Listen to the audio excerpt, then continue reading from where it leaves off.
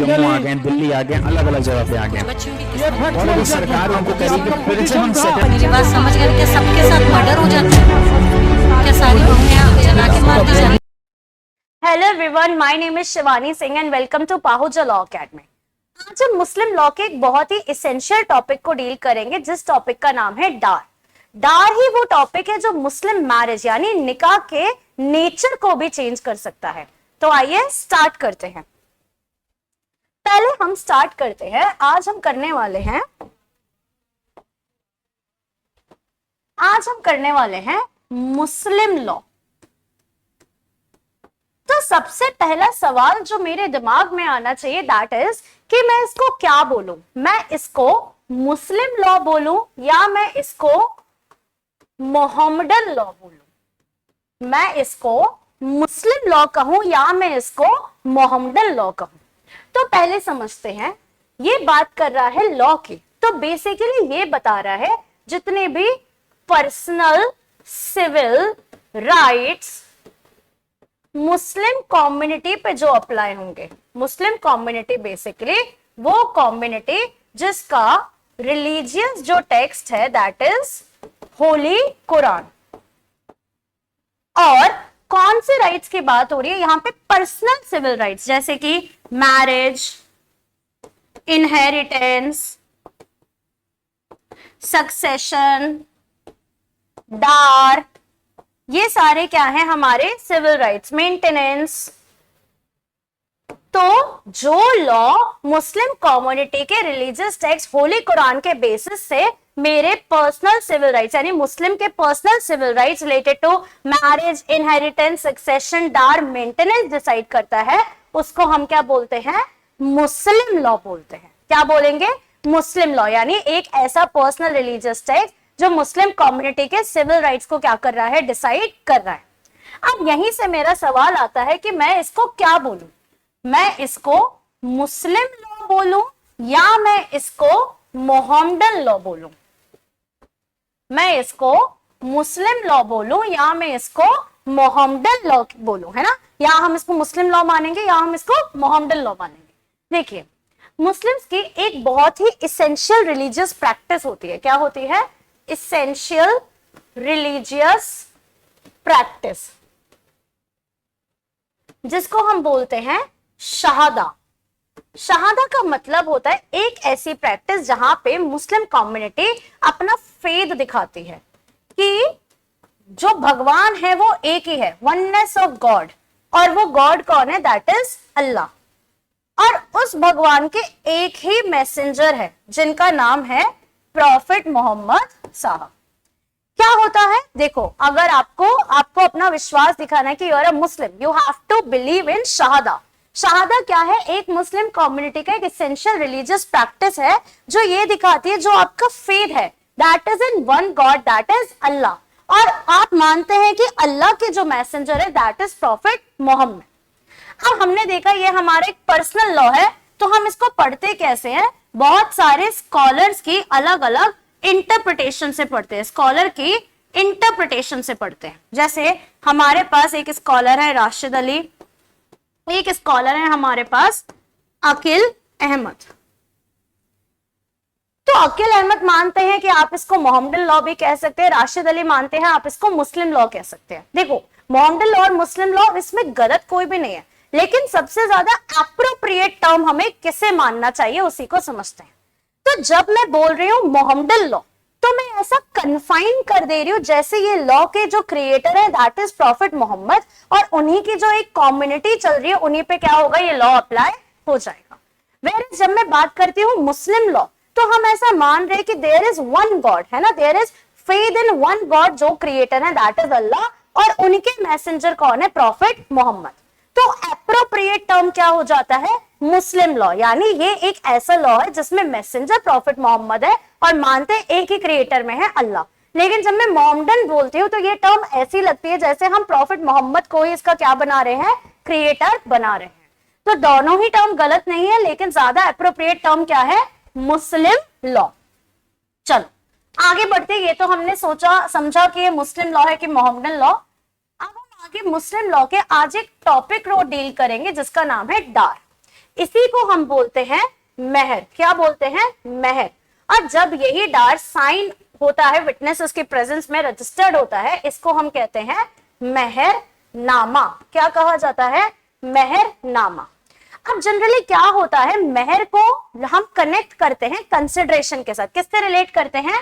Consideration के साथ। ऐसा मानते हैं जैसे कंसिडरेशन का मतलब होता है क्विड प्रो क्यो, यानी हिंदी में समझे तो एक हाथ दे और एक हाथ ले, एक हाथ दे और एक हाथ ले।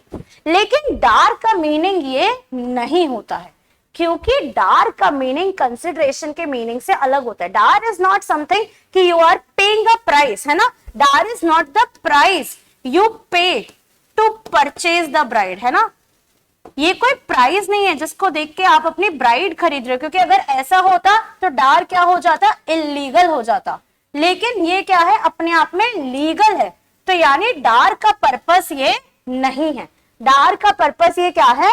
नहीं है। इस वजह से डार को हम क्विड प्रो क्यो, एक हाथ दे एक हाथ ले, नहीं कह सकते। ये कोई कंसिडरेशन नहीं है, ये कोई परचेज पैरिटी नहीं है। जैसे हमारे पास एक टर्म है डाउरी।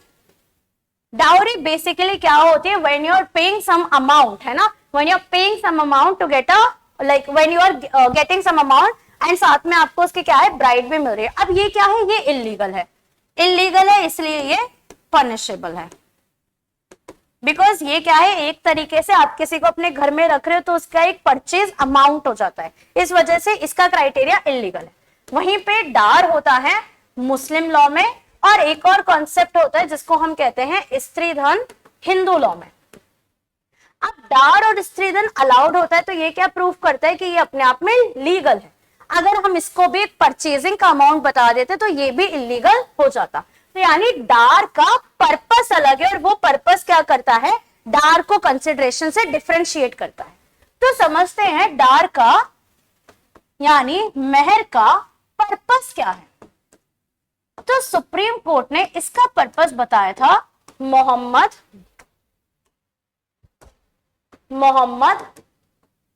अहमद खान वर्सेस शाह बानो बेगम 1985 में। कहां बताया था? मोहम्मद अहमद खान वर्सेस शाह बानो बेगम 1985 में। यहां कोर्ट ने इसका 3-fold पर्पस बताया था, और जहां बोला था इस पर्पस के अकॉर्डिंग, इस पर्पस की वजह से डार का जो नेचर है वो कंसिडरेशन के नेचर में फॉल नहीं होगा। सबसे पहले बताया था इट इज अ मार्क या फिर symbol of respect of women. आप विमेन को परचेज नहीं कर रहे हो, बल्कि आप उसकी रिस्पेक्ट कर रहे हो। आप उनको एक अमाउंट दे रहे हो as a token of respect कि थैंक यू कि आप हमारी लाइफ में आ रही हैं, यू आर, जो आप हमें कबूल कर रहे हैं, आप हमारे साथ निकाह कर रहे हैं, हमें क्या कर रही है? कबूल कर रही है। तो ये क्या है? Mark, symbol, token of respect of women. दूसरा, ये विमेन को ये अमाउंट आगे जाके फाइनेंशियल सिक्योरिटी प्रोवाइड करता है ना। ये बेसिकली विमेन का राइट है, विमेन का अमाउंट है, क्योंकि विमेन का राइट है तो विमेन को क्या मिलता है? एक आगे जाके, है ना, अपने लाइफ में आगे जाके एक फाइनेंशियल सिक्योरिटी की तरह मिलता है। कुछ भी हो सकता है डायर, कोई मनी फॉर्म में हो सकता है, एसेट के फॉर्म में हो सकता है, कार हो सकती है, बिल्डिंग हो सकती है, लैंड हो सकता है, घर हो सकते हैं, could be shares, could be in any formation. Third जो होता है deterrence upon husband. Deterrence upon husband का मीनिंग होता है कि ये हस्बैंड को डेटर करते हैं। देखिए, जैसे हमें पता है मुस्लिम लॉ में 4 निकाह क्या होते हैं? अलाउड होते हैं। और जब भी आप निकाह करोगे तो आपको एक बहुत ही एसेंशियल जो रिक्वायरमेंट है दैट इज ऑफ डार पे करना पड़ेगा। तो अगर हस्बैंड सेकंड या थर्ड निकाह करने का सोचेगा तो he has to be capable to pay that मेहर। तो अगर वो केपेबल नहीं है तो वो हस्बैंड को क्या करेगा? डेटर करेगा कि वो आगे और किसी फॉर्म का निकाह ना करे। तो ये क्या है? डेटरेंस करता है। तो क्या पर्पस है? देखो, कंसिडरेशन यहाँ पे कुछ नहीं कि हम किसी को खरीद रहे हैं, बेसिकली मार्क ऑफ सिंबल है, फाइनेंशियल सिक्योरिटी है विमेन के लिए। साथ में ये हस्बैंड को क्या करता है? डेटर करता है। डेटर यानी रोकता है, डराता है कि आप आगे जाके और कोई निकाह परफॉर्म करने से पहले सोचें। आगे बढ़ते हैं। अब हम हमारा आज का टॉपिक स्टार्ट करते हैं, that is types of Dar and it's remedies. तो यानी मेरे को कौन कौन से टाइप के डार मिलेंगे और उन डार को अवेल, है ना, अगर मुझे मेरा डार अवेल करना है तो मेरे पास रेमेडी क्या क्या है। सबसे पहले जो हमारा ये टाइप होता है, ये दो तरीकों से क्या होता है, डिवाइडेड होता है। कितने तरीकों से? दो तरीकों से डिवाइडेड होता है। एक हमारा डार होता है टाइम के बेसिस पे, है ना, कब मिलेगा, है ना, कब मिलेगा, व्हेन टू गेट या रिसीव। और एक होता है हमारा अमाउंट के बेसिस पे कि कितना मिलेगा, हाउ मच टू रिसीव। इन दो बेसिस पे मेरे पास क्या होता है, डार डिवाइडेड होता है। टाइम के बेसिस पे भी मेरे पास दो तरीके के डार होते हैं। एक होता है प्रॉम्प्ट, जिसको हम बोलते हैं इमीडिएट डार, है ना, प्रॉम्प्ट या इमीडिएट, जो कहलाता है मेरा महर ए मुंह अज्जल, महर ए मुंह अज्जल। वहीं पे एक मेरा डार होता है जिसको हम कहते हैं डेफर्ड। बेसिकली कंडीशन होता है कि कब मिलेगा, कंडीशनल। तो इसको हम कहते हैं महर ए मुवज्जल। क्या कहते हैं, महर ए मुवज्जल। यहाँ पे ए है, यहाँ पे डब्ल्यू है। तो ये तो मेरा हो गया टाइम के बेसिस पे। ऐसे ही अमाउंट के बेसिस पे होता है, एक डार जो डिसाइडेड है, एक जो अभी भी डिसाइडेड नहीं है। जैसे कि एक होता है मेरा स्पेसिफाइड, यानी मुझे पता है कितना मिलेगा, दैट इज महर ए मुसम्मा। और एक होता है जो अनस्पेसिफाइड, पता नहीं कितना मिलेगा, इसको हम अनस्पेसिफाइड प्रॉपर कस्टमरी और डार अमंग इक्वल्स भी कहते हैं, है ना, डार अमंग हर इक्वल्स भी कहते हैं। और इसको हम कहते हैं महर ए मिस्ल। इसमें भी हमारे पास टाइप्स होती है। एक होता है बाय काजी, काजी जो साहब होते हैं, इसको हम कहते हैं महर ए तलीजी। एक होता है बाय कोर्ट होता है ना, कोर्ट जो हमारी अदालत है, इसको हम कहते हैं महर ए तक्किम। और एक होता है जो बाय पार्टीज होता है, पार्टीज की म्यूचुअल अंडरस्टैंडिंग पे होता है, इसको हम कहते हैं महर ए तफलीज। ठीक है, तो ये हमारे पास क्या होते हैं, डार की टाइप्स होती हैं। आज की क्लास में हम प्रॉम्प्ट और डेफर्ड डार को समझेंगे। Let's begin. तो प्रॉम्प्ट डार की, है ना, हम प्रॉम्प्ट डार पढ़ रहे हैं। प्रॉम्प्ट का मतलब क्या होता है, देखो प्रॉम्प्ट का मतलब होता है बेसिकली इमीडिएट। और ये किसके बेसिस पे है ना, देखो ये किसके बेसिस पे है, व्हेन टू गेट, यानी कब मिलेगा।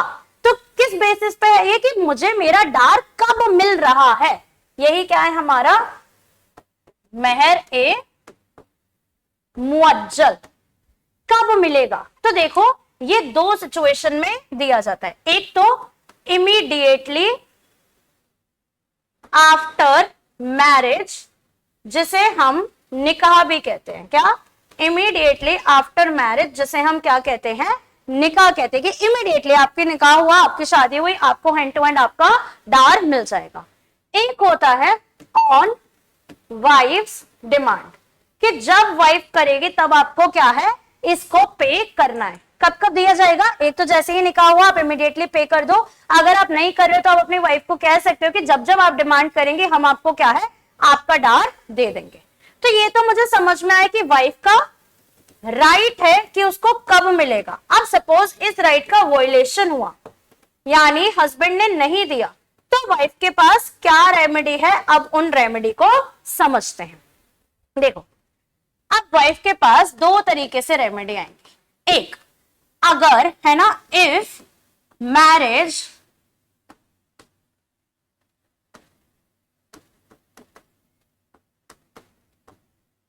नॉट कॉन्ज्यूमेट और इफ मैरिज इज कॉन्ज्यूमेटेड। देखो मैरिज इज नॉट कॉन्ज्यूमेट का मतलब है कि जब से निकाह हुआ है उसके बाद हस्बैंड एंड वाइफ के बीच में सेक्सुअल इंटरकोर्स नहीं हुआ, यानी मैरिज अभी भी कॉन्ज्यूमेट नहीं हुई है। एक क्या है कि अगर मैरिज कॉन्ज्यूमेट हो गई है, तो यहाँ पे हम रेमेडी देख रहे हैं।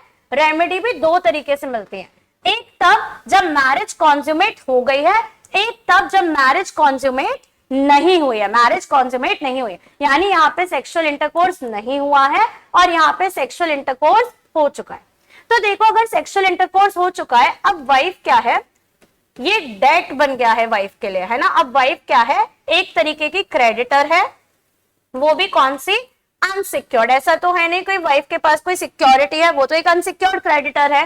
तो अब वाइफ क्या करेगी, यहाँ पे सिविल कोर्ट में अपने डार की रिकवरी के लिए क्या कर सकती है, सो एक तरीके का इसका क्लेम है ना, ये एक्शनेबल क्लेम है। अब वाइफ क्या करेगी, सिविल कोर्ट में अपने डार के लिए सूट फाइल कर देगी। लेकिन जहां पे मैरिज कॉन्ज्यूमेट नहीं हुई, अब वाइफ क्या करेगी, वाइफ के पास एक राइट आता है यहाँ पे कि वो रिफ्यूज कर सकती है। क्या रिफ्यूज कर सकती है, कोहैबिटेशन। कोहैबिटेशन क्या है, ये मेरा एक कॉन्जुगल राइट है। सोचो अगर शादी होती है तो शादी के साथ कौन कौन से राइट्स आते हैं, तो पहले शादी के साथ मुझे जो राइट्स मिलते हैं वो मेरे क्या बन जाते हैं, कॉन्जुगल मैरिटल राइट्स। शादी के बाद साथ रहना अपने आप में क्या होता है, एक मैरिटल राइट है। अब वाइफ क्या कहेगी, वाइफ कह रही है देखो हमारा कॉन्सुमेशन नहीं हुआ है, अब मैं क्या करती हूँ, मैं कोहैबिटेशन को रिफ्यूज करती हूँ, मैं आपके साथ नहीं रहूंगी, मैं आपके साथ नहीं रहूंगी। कब तक नहीं रहूंगी, जब तक हस्बैंड वाइफ को उसका डार नहीं पे कर देते। कब तक, जब तक हस्बैंड वाइफ को उसका डार नहीं पे कर देते। तो ये वाली सिचुएशन तो मुझे समझ में आ गई, कॉन्ज्यूमेट हुई है, वाइफ क्या है, एक तरीके की क्रेडिटर है, अनसिक्योर्ड, वो सिविल कोर्ट में सूट फाइल कर लेगी। लेकिन अगर मैरिज कॉन्ज्यूमेट नहीं है ना, नॉट कॉन्ज्यूमेट, तो यहाँ पे वाइफ क्या कर रही है, वाइफ रिफ्यूज कर रही है। क्या रिफ्यूज कर रही है, कोहैबिटेशन रिफ्यूज कर रही है और बोल रही है जब डार मिलेगा तभी मैं आऊंगी। अब क्या हो, है ना, अब क्या हो, तो समझो हमारे पास एक सेक्शन 9 है हिंदू लॉ में, है ना, हिंदू मैरिज एक्ट का हमारा सेक्शन 9 है, हिंदू मैरिज एक्ट का, जो बात करता है रेस्टिट्यूशन ऑफ कॉन्जुगल राइट्स की, रेस्टिट्यूशन ऑफ कॉन्जुगल राइट्स की, कि अगर कोई भी स्पाउस एक दूसरे की कंपनी को छोड़ के चला जाए, है ना, विदाउट एनी रीजनेबल कॉज, तो दूसरा स्पाउस क्या कर सकता है, अपने कॉन्जुगल राइट्स को वापस यानी रेस्टिट्यूट वापस परफॉर्म करा सकता है। लेकिन ये तो हिंदू लॉ की बात हुई, यहाँ पे तो हम मुस्लिम लॉ पढ़ रहे हैं। अब हस्बैंड क्या करेगा, क्या हस्बैंड आरसीआर यानी रेस्टिट्यूट करा सकता है कॉन्जुगल, यानी वाइफ को वापस बुला सकता है। तो हस्बैंड ये फैमिली कोर्ट्स एक्ट, है ना, फैमिली कोर्ट्स एक्ट जो अपने आप में एक सेक्युलर लॉ है 1984, उसके सेक्शन 7 में आरसीआर का पिटीशन लगा के वाइफ को वापस बुला सकता है, आरसीआर का पिटीशन लगा के वाइफ को वापस बुला सकता है। हिंदू लॉ में तो जाएंगे नहीं, मुस्लिम लॉ पढ़ रहे हैं, मुस्लिम लॉ में आरसीआर का कोई भी ग्राउंड नहीं है, तो कहां जाएंगे, फैमिली कोर्ट्स एक्ट 1984 जो अपने आप में एक सेक्युलर लॉ है। देखो हम क्या कर रहे थे, अगर मैरिज कॉन्ज्यूमेट हो गई तो ठीक है, अगर नहीं हुई तो वाइफ क्या करेगी, रिफ्यूज करेगी कोहैबिटेशन जब तक हस्बैंड क्या है, डार नहीं पे कर देता, रिफ्यूज करेगी कोहैबिटेशन जब तक हस्बैंड डार नहीं देता। अगर कोहैबिट नहीं करे तो हस्बैंड के पास भी कोई ग्राउंड होगा, हस्बैंड की रेमेडी क्या है, वो अपना रेस्टिट्यूट करा सकते हैं कॉन्जुगल राइट्स। अब देखो मैटर गया कोर्ट में, वाइफ रिफ्यूज कर रही है कोहैबिटेशन, किस ग्राउंड पे बोल रही है, हमारी मैरिज जो है वो कॉन्ज्यूमेट नहीं हुई है। अब हस्बैंड कह रहे हैं नहीं आपको मेरे साथ वापस आना चलेगा, क्योंकि वो एलिज कर रहा है कि हमारा जो मैरिज है वो क्या है ना, ये हस्बैंड का ग्राउंड है, वो वाइफ का, वो बोल रहा है हमारा मैरिज कॉन्ज्यूमेट हुआ है। इसी को जब हस्बैंड एलिज करता है कि हमारा मैरिज कॉन्ज्यूमेट हुआ है, इस डॉक्ट्रिन को हम बोलते हैं वैलिड रिटायरमेंट, जिसका मतलब होता है खिलावत उस सही, खिलावत उस सही, यानी हस्बैंड प्रूफ, देखो अगर मेरे को प्रूफ करना है हमारा मैरिज कॉन्ज्यूमेट हुआ है या नहीं, तो इसका कोई डायरेक्ट या सब्सटैंटिव एविडेंस नहीं होता, ये किस पे बेस्ड होता है, ये अपने आप में एक सर्कमस्टेंशियल एविडेंस पे बेस्ड है। किस पे, सर्कमस्टेंशियल एविडेंस पे। तो हस्बैंड ऐसे सर्कमस्टांसेस प्रूव करेगा जहां पे वो प्रूव करेगा हमारी मैरिज में कॉन्ज्यूमेशन हुआ है। जैसे वो बोले मैरिज को हुए 6 महीने हो चुके, we are living separately as in together, है ना, away from the family, we are living together for 6 months। तो यहाँ पे वो एलिज कर रहा है, वो ऐसे सर्कमस्टांसेस शो कर रहा है कि हमारी मैरिज कॉन्ज्यूमेट हुई है। वहीं पे वाइफ क्या प्रूव करेगी कि हमारी मैरिज कॉन्ज्यूमेट नहीं हुई है ना, मैरिज नॉट कॉन्ज्यूमेटेड। कैसे प्रूव करेगी?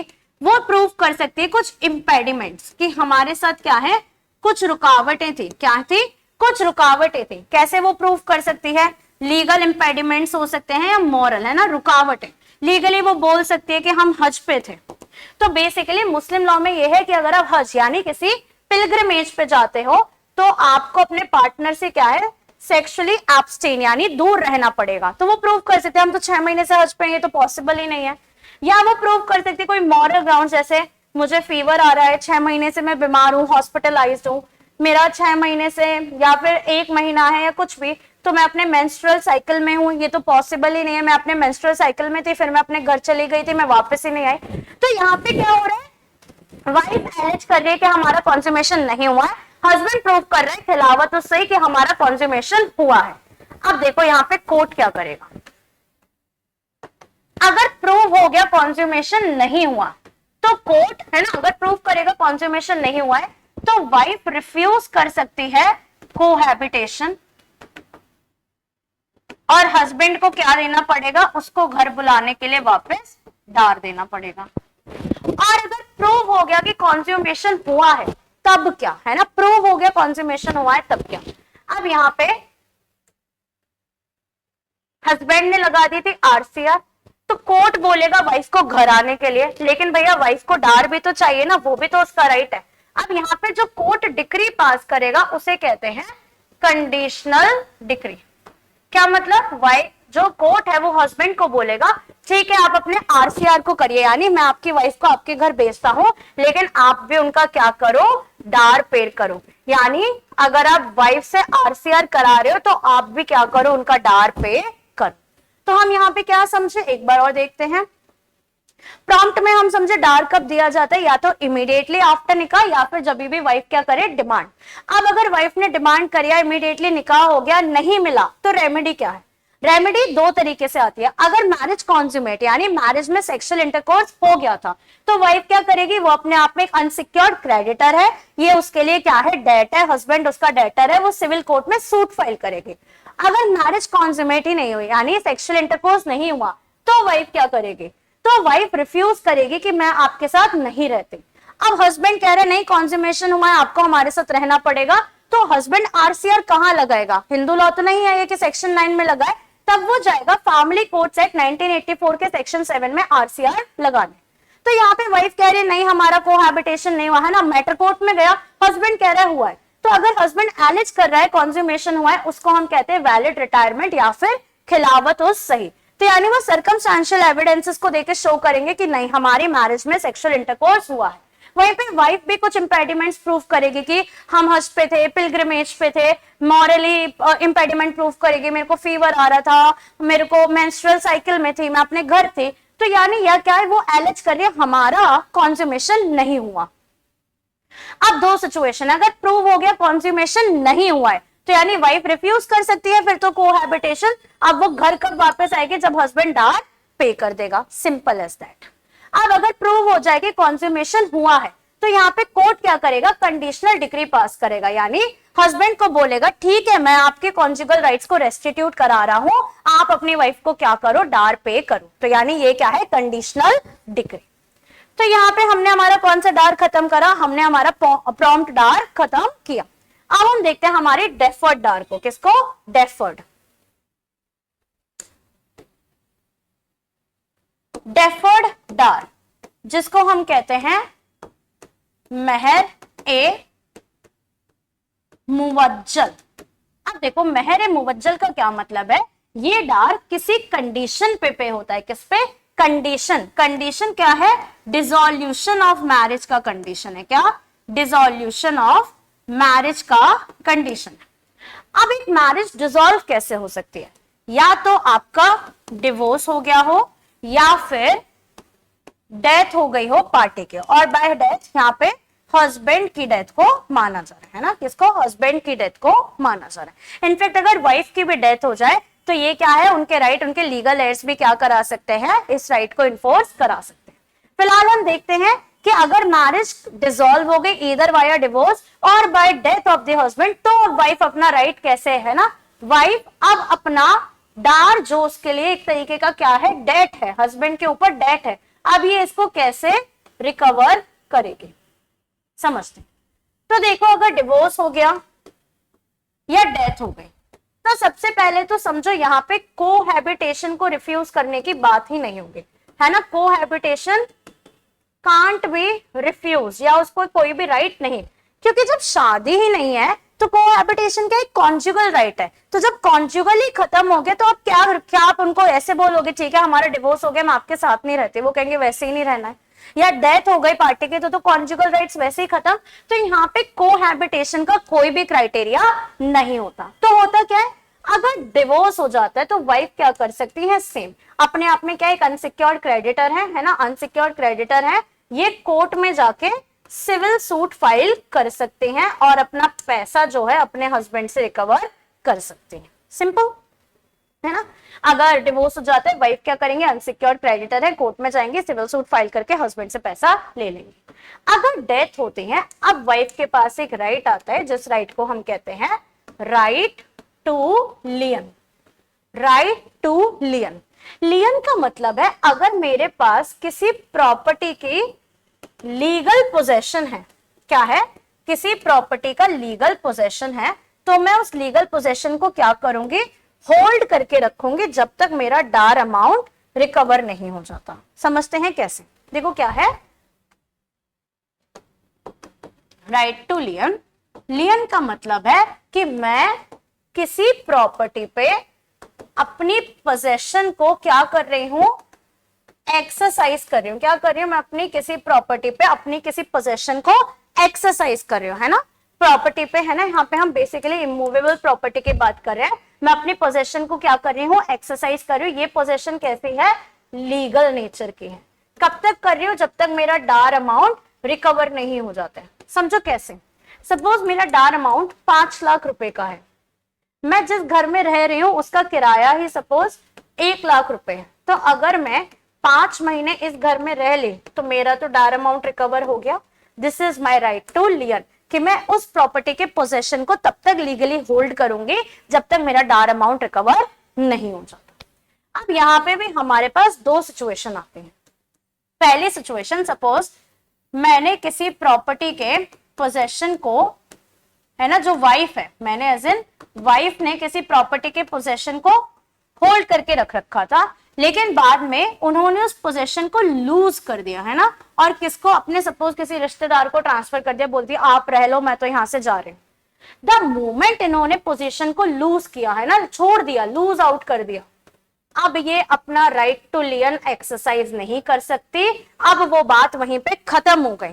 फिर भी इनका डार का अमाउंट बचा, तो ये क्या करेंगे, अब ये सेम सिविल कोर्ट जाके एक अनसिक्योर्ड क्रेडिटर के जैसे सूट फाइल करके, जो भी हस्बैंड के, क्योंकि यहाँ तो डेथ हो गई है तो हस्बैंड तो बचा नहीं, जो हस्बैंड के लीगल एयर्स हैं, जिनको उनके हस्बैंड की प्रॉपर्टी मिली, उसमें से क्या करेंगे, अपना डार अमाउंट को रिकवर करा लेंगे, अपने डार अमाउंट को रिकवर करा लेंगे। दूसरी सिचुएशन समझते हैं। सेम वाइफ है, अब यहाँ पे वाइफ ने क्या किया, वॉलंटैरिली, है ना, वॉलंटैरिली प्रॉपर्टी के पोजेशन को लूज किया। द मोमेंट आप प्रॉपर्टी के पोजेशन को लूज करते हो, आपका राइट टू लियन क्या हो जाता है, अपने आप ही एंड हो जाता है। क्योंकि ये क्या होता है, एक बार देखो पोजेशन गई तो आप वापस से उसकी लीगल पोजेशन नहीं ले सकते। अब जैसे ही पोजेशन किसी और ने भी होल्ड कर ली। अब यहाँ पे समझो, है ना, अब यहाँ पे वाइफ जो थी वो प्रॉपर्टी के ऊपर क्या कर रही थी, पोजेशन होल्ड कर रही थी। अब सपोज कोई भी पर्सन, कोई लीगल एयर या कोई भी इनको इनलीगली डिस्पोजेस कर देते हैं, यानी इनसे पोजेशन छीन लेते हैं, इनको इलीगली क्या कर देते हैं, डिस्पोजेस, है ना। एक सेकेंड, इनको इलीगली डिस्पोजेस कर देते हैं। जैसे ही इनको इलीगली डिस्पोजेस करते हैं, अब ये क्या है, देखो यहाँ पे इन्होंने वॉलंटैरिली नहीं छोड़ा, इनको निकाल दिया गया है। तो ये वापस जैसे ही निकाला, इनका राइट टू लियन खत्म, अब ये वापस अपना राइट टू लियन ले सकते हैं। क्या ले सकते हैं, राइट टू लियन, कैसे, under section 6 of SRA specific relief act. ये कोर्ट में जाके अपनी प्रॉपर्टी की पोजेशन को क्या कर सकते हैं, वापस से होल्ड कर सकते हैं और अपने डार अमाउंट को रिकवर कर सकते हैं। और अगर ये भी नहीं चाहती तो सेम, ये कोर्ट में जाके सिविल सूट फाइल करके जो भी हस्बैंड के लीगल एयर्स हैं उनके अगेंस्ट अपने डार अमाउंट को भी क्या करा सकते हैं, रिकवर करा सकते हैं। एक बार समझते हैं, देखो डेफर्ड होता है जो डिसोल्यूशन ऑफ मैरिज के टाइम पे दिया जाता है, या तो डिवोर्स के टाइम पे या डेथ के टाइम पे। अगर वाइफ की डेथ हो जाए तो वाइफ के लीगल एयर्स हस्बैंड के अगेंस्ट क्या कर सकते हैं, ये राइट क्लेम कर सकते हैं। अब सोचो अगर डिवोर्स हो गया और डेथ हो गई तो कोहैबिटेशन तो कॉन्जुगल राइट है ही नहीं, है ना, कॉन्जुगल राइट से खत्म तो कोहैबिटेशन खत्म, ये तो मांग ही नहीं सकते। तो करेंगे क्या, अगर डिवोर्स हो गया वाइफ कोर्ट में जाके क्या करेगी, सीधा सीधा सिविल सूट फाइल करेगी और बोलेगी मुझे मेरा डार अमाउंट दो। लेकिन अगर डेथ हो जाती है तो वाइफ के पास क्या आता है, राइट टू लियन। लियन का मतलब है जब आप किसी इमूवेबल प्रॉपर्टी, है ना, बेसिकली देखो लियन सेल ऑफ गुड्स एक्ट में भी पढ़ते हैं, तो लियन हम मूवेबल प्रॉपर्टी यानी मूवेबल गुड्स के ऊपर भी करते हैं। सेलर का राइट होता है ना, अनपेड सेलर लियन होता है जो 45 to 47 में डील होता है। लेकिन ये बेसिकली वहां पे इसको मूवेबल गुड्स के लिए पढ़ा जाता है, यहाँ पे हम इमूवेबल गुड्स के यानी इमूवेबल प्रॉपर्टी के कॉन्टेक्स्ट में पढ़ रहे हैं। तो यहाँ पे वाइफ क्या करेगी, प्रॉपर्टी के ऊपर अपना लियन एक्सरसाइज करेगी। लियन का क्या मतलब है कि उस प्रॉपर्टी की, उस इमूवेबल प्रॉपर्टी की, जैसे घर है तो घर में रह रही है यानी घर को छोड़ा नहीं अब तक, उसके लीगल पोजेशन को होल्ड करके रहेंगे। तो इससे क्या होगा, जब आप इमूवेबल प्रॉपर्टी के पोजेशन को होल्ड करके रहते हो, कब तक, जब तक आपका डायर अमाउंट रिकवर ना हो जाए। Just for an example, 5 lakh रुपए का है, 1 लाख रुपए पर महीने का अगर उस घर का रेंट है, आप 1 लाख रुपए पर महीने के जो रेंट है घर का जिस पे रह रहे हो, तो 5 महीने में तो आपने अपना क्या कर लिया, डायर अमाउंट रिकवर कर लिया। अब इसमें भी दो सिचुएशन है। पहला, अगर वाइफ के पास प्रॉपर्टी का पोजेशन था, इमूवेबल प्रॉपर्टी का पोजेशन था, लेकिन वो वॉलंटरी अपने पोजेशन को किसी को ट्रांसफर कर देती है। द मोमेंट वो पोजेशन को ट्रांसफर करती है उनका राइट टू लियन खत्म। अब उनको अपना राइट टू लियन वापस नहीं मिलेगा क्योंकि उन्होंने लीगली और उन्होंने वैलिडली क्या करा, अपने पोजेशन को ट्रांसफर कर दिया, किसी और को कह दिया कि आप इधर थोड़े दिन रह लो, मैं तो जा रही हूं यहां से। अब वो क्या कर सकते हैं, अपने डायर अमाउंट को रिकवर करने के लिए वो सिविल कोर्ट में सूट फाइल कर सकती है हस्बैंड की प्रॉपर्टी के अगेंस्ट या हस्बैंड के लीगल एयर्स के अगेंस्ट, अगर वो प्रॉपर्टी डेल हो चुकी है ना। दूसरा क्या, अगर वाइफ प्रॉपर्टी पे पोजेशन होल्ड कर रही थी और उनको इलीगली यानी उनको गलत तरीके से उस प्रॉपर्टी से निकाल दिया जाता है, तो अब वो section 6 of specific relief act में क्या कर सकते हैं, अपना लियन यानी कि मैं को प्रॉपर्टी का पोजेशन वापस चाहिए, मैं उसको होल्ड करूंगी जब तक मेरा डायर अमाउंट रिकवर नहीं हो जाता, या तो वो ये कर सकते हैं, और अगर नहीं तो सेम वो सिविल कोर्ट में जाके हस्बैंड के लीगल एयर्स के अगेंस्ट क्या कर सकते हैं, सूट फाइल कर सकते हैं। तो आज हमने हमारे डार के टॉपिक में दो टाइप के, है ना, 2 टाइप्स ऑफ डार को समझा। बाकी अलग टाइप के डार्स के लिए will wait for the next class. Thank you.